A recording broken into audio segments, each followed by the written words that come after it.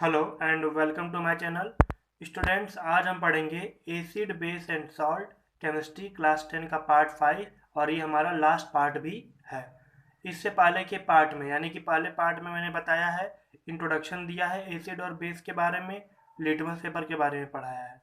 Second part में मैंने pH indicator, universal indicator के बारे में बताया है।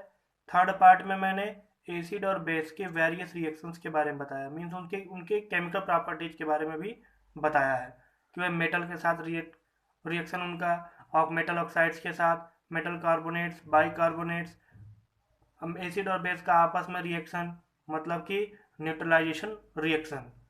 फोर्थ पार्ट में मैंने सॉल्ट के बारे में बताया है और सॉल्ट के डिफरेंट यूजेस के बारे में बताया है। Electrolysis of sodium chloride to for the production of sodium hydroxide NaOH, ये भी बताया है मैंने। बेकिंग सोडा के बारे में बताया है, नहीं सॉरी, बेकिंग सोडा इस वीडियो में पढ़ेंगे हम। ब्लीचिंग पाउडर के बारे में बताया मैंने फोर्थ पार्ट में। तो बच्चों, फोर्थ पार्ट को देखने के लिए आप ऊपर आई बटन को टैप करके देख सकते हैं और सॉल्ट के इससे पहले की यूजेज और डिफरेंट टाइप के सॉल्ट को जान सकते हैं। बाकी के पार्ट का जो लिंक है वो डिस्क्रिप्शन बॉक्स में दिया हुआ है, वहाँ से आप देख सकते हैं। चलिए शुरू करते हैं आज का हमारा वीडियो। बेकिंग सोडा, सॉल्ट का जो थर्ड यूज था after sodium hydroxide bleaching powder, वो है बेकिंग सोडा। बेकिंग सोडा को हम खाने वाला सोडा भी कहते हैं। आप जब बनिए की दुकान से सोडा लेते हैं वो यही सोडा लेते हैं, खाने वाला सोडा।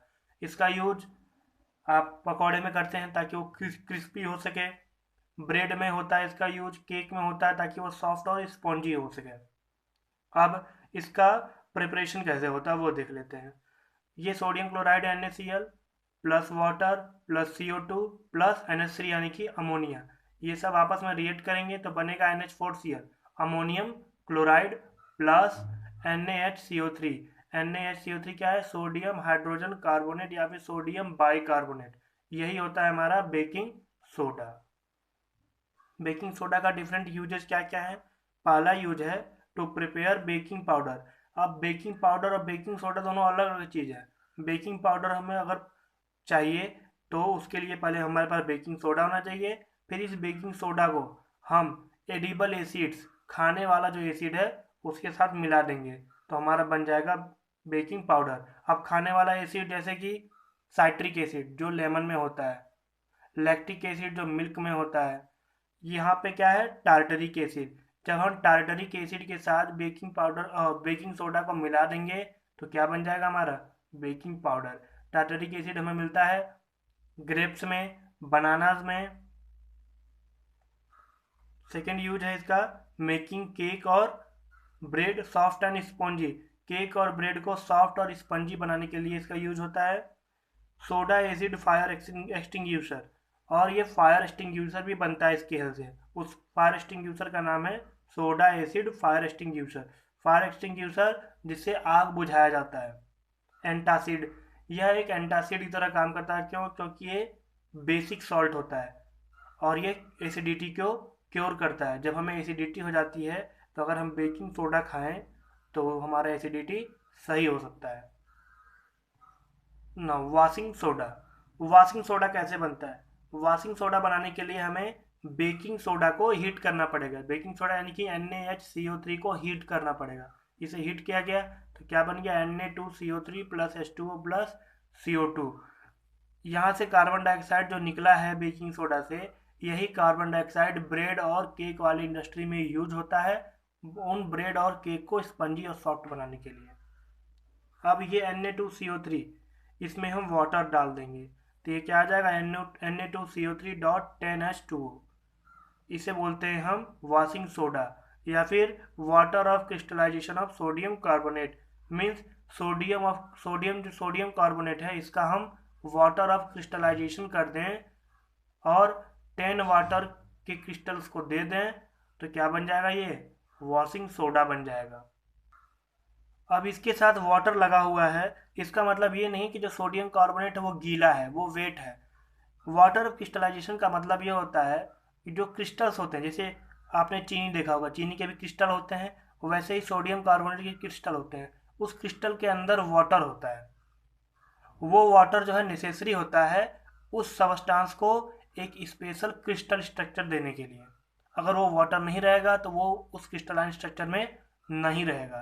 तो वाटर कहाँ रहता है? उस क्रिस्टल के अंदर होता है, इसलिए वो वेट नहीं होता है, ठीक है, वो गीला नहीं होता है। इसके यूजेस क्या क्या हैं? मैन्युफैक्चर बोरैक्स, बोरैक्स को मैन्युफैक्चर करने में यूज होता है। ये ग्लास, सोप और पेपर इंडस्ट्री में इसका यूज होता है। Removing permanent hardness of water, अब वाटर की हार्डनेस के बारे में तुमने पढ़ा होगा कि वाटर की हार्डनेस एक परमानेंट होता है और एक इम्परमानेंट होता है, जो कि उतना ज़्यादा नहीं होता, उस नॉर्मली हट जाता है वो। लेकिन जो परमानेंट हार्डनेस होता है इसको हटाने के लिए यूज होता है हमारा washing soda. Now plaster of Paris, POP, POP करके तो आपने बहुत सुना होगा इसे। जो भी पेंटर वगैरह होते हैं वो पीओपी पीओपी शब्द का बहुत इस्तेमाल करते हैं। क्यों? क्योंकि पीओपी का यूज जो होता है वो पेंट में यूज होता है, और ये क्रैक्स, जो दीवार में क्रैक होते हैं, सीलिंग में क्रैक होते हैं, उनको भरने में भी यूज किया जाता है इसका। ये बनता कैसे POP? Obtained on heating gypsum, जब हम जिप्सम को हीट करते हैं तो हमें पीओपी मिलता है। जिप्सम क्या है? CaSO4.2H2O मीन्स कैल्शियम सल्फेट का वाटर ऑफ क्रिस्टलाइजेशन होता है जिप्सम। इसको हीट करेंगे तो बनेगा ये CaSO4.12H2O प्लस 1.5H2O। ये जो CaSO4.12H2O है इसे ही बोलते हैं हम प्लास्टर ऑफ पेरिस। अब ये जो प्लास्टर ऑफ पेरिस है इसको दोबारा जिप्सम बनाना हो तो हम क्या करेंगे? 1.5 वाटर मॉलिक्यूल इसमें डाल देंगे तो ये दोबारा जिप्सम बन जाएगा, ठीक है। अब यहाँ पे हाफ मॉलिक्यूल का मतलब ये हुआ कि दो CaSO4 का जो मॉलिक्यूल है, जो क्रिस्टल है, वो एक वाटर का मॉलिक्यूल शेयर करते हैं। इसके यूजेस क्या क्या हैं? मेकिंग स्टेचू और टॉयज, प्लास्टर ऑफ पेरिस से स्टेचू बनते हैं, मूर्तियाँ बनती हैं, टॉयज बनते हैं। फॉर सेटिंग बोन्स, जब हमारे हड्डियाँ टूट जाती हैं तो जो वाइट कलर का नहीं लगता पट्टी, वो इसी का होता है, प्लास्टर ऑफ पेरिस ही होता है, सेटिंग बोन्स। फिर filling of cracks on walls and ceiling, दीवार और छतों पे जो क्रैक होते हैं उनको फिल करने के लिए भी पीओपी का यूज होता है। अब एक क्वेश्चन कर लेते हैं इस पे। क्वेश्चन है POP plaster of Paris should be stored in a moisture proof container. Why? Plaster of Paris को हमें मॉइस्चर प्रूफ कंटेनर में रखना चाहिए। क्यों? क्योंकि मैंने अभी बताया था इससे पहले कि प्लास्टर ऑफ पेरिस में अगर हम वाटर ऐड करेंगे तो दोबारा क्या बन जाएगा? जिप्सम। और जिप्सम जो है एक हार्ड सबस्टांस होता है, इसलिए जो बोन को सेट करने के लिए यूज किया जाता है पहले वो प्लास्टर ऑफ पेरिस रहता है, फिर जब उसमें वाटर ऐड कर दिया जाता है तो कितना हार्ड हो जाता है वो बाद में सूखने के बाद कि उससे सर भी फट जाए आपका। इसीलिए पीओपी का जो है मॉइस्चर प्रूफ कंटेनर में रखा जाता है, क्योंकि अगर मॉइस्चर अगर उसके अंदर चला गया तो पीओपी जो है फिर से जिप्सम बन जाएगा। जिप्सम क्या होता है? बहुत ज़्यादा हार्ड होता है। फिर जिप्सम से पीओपी को बनाना थोड़ा सा मुश्किल होता है, क्योंकि उसे हीट करना है फिर पीओपी निकलेगा। स्टूडेंट्स, आज की वीडियो में इतना ही, और इसी वीडियो के साथ एसिड बेस और सॉल्ट चैप्टर अब समाप्त हुआ। उम्मीद करता हूँ कि आपको पूरा चैप्टर समझ में आया होगा। अगर नहीं आया होगा तो आप कमेंट बॉक्स में कमेंट करके पूछ सकते हैं, या फिर उन वीडियोज़ को दोबारा देख सकते हैं। इसी के साथ अगर आप नए हैं तो मेरे चैनल को लाइक और सब्सक्राइब जरूर कर दें, और अगर आप पुराने हैं तो बेल आइकन को जरूर दबाएं। थैंक्स फॉर वॉचिंग, धन्यवाद।